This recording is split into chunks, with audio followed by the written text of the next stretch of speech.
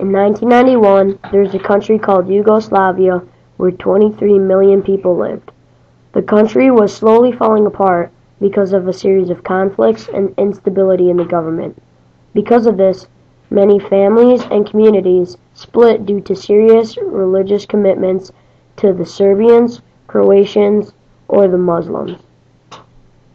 The government of Bosnia passed a proposal for independence in 1992, but most of the Serbians didn't agree with this idea. The Serbians wanted more power, so they bombed the Croatians and Muslims in Sarajevo, the Bosnian capital. This started the Bosnian War. The Serbians then made a plan of ethnic cleansing, which is a massacring of other ethnic groups and forcing them from their homes to create more Serbian land. Some people believe the true beginning of the war was because a man and woman who fell in love were tragically murdered because she was Bosnian and he was a Serb. The bridge on which they were killed is now called the Romeo and Juliet Bridge. Estimates show that around 250,000 people died in the Bosnian War. More than 3 million people were forced to be refugees or taken as prisoners of war. In 1995, after 4 years of suffering, the leaders from Bosnia, Croatia, Serbia, and the United States met in Ohio and signed the Dayton Peace Accord. Then, on November 27th, President Bill Clinton gave an address to the nation.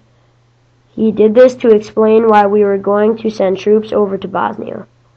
America's role will not be about fighting a war, it will be about helping the people of Bosnia keep their own peace agreement, he said.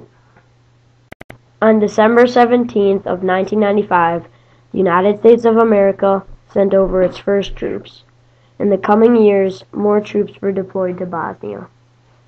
In 1997, Operation Joint Guard began their mission in Bosnia. Its mission was to reconnect the damaged gas lines to the city of Sarajevo. I interviewed my uncle, Major Michael Vicker, who was in Operation Joint Guard and served from 1997 to 1998 in Bosnia. There were many factors that made it extremely difficult for American troops to rebuild the city of Sarajevo. One of them was that civilians were using garden hoses to hook up to public gas tanks to cook their food. Many civilians died because of natural gas explosions. Another factor was that the Serbians had placed thousands of anti-personnel mines and anti-vehicle mines randomly throughout Bosnia. Many civilians lost limbs, and many also lost their lives. The United States had creative ways to spread the information to Bosnian civilians about the danger of mines and gas leaks.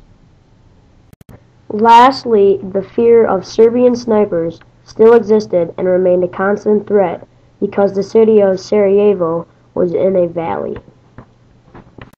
Operation Joint Guard continued to overcome these obstacles and started to repair gas pipes, power lines, and other needed utilities. Although Operation Joint Guard was successful, many people debate whether America's involvement in Bosnia was successful or not. President Clinton's plan was to spend only 1 year in Bosnia. America did not pull out troops until 2004. They also invested a total of $1.5 billion into helping Bosnia recover. The 8 years that they were there, the United States was successfully able to reconnect gas and power lines. They were also able to rebuild roads, houses, and bridges.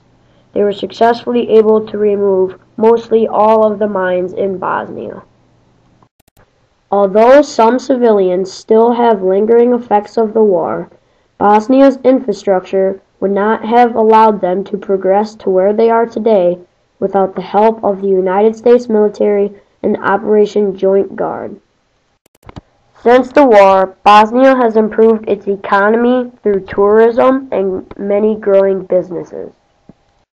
The city of Sarajevo, especially, has made great steps forward since the war. The city has changed from a civilian-filled battlefield to a thriving urban city. Sarajevo was the first city in Europe and the second city in the world to have a full-time electric tram system running through the city. It was also voted one of the top 10 places to visit in 2010. These red splotches can be seen in Sarajevo on many sidewalks and roads. They are where explosive shells hit during the war. They are a constant reminder of the Bosnian genocide. They are called Sarajevo roses.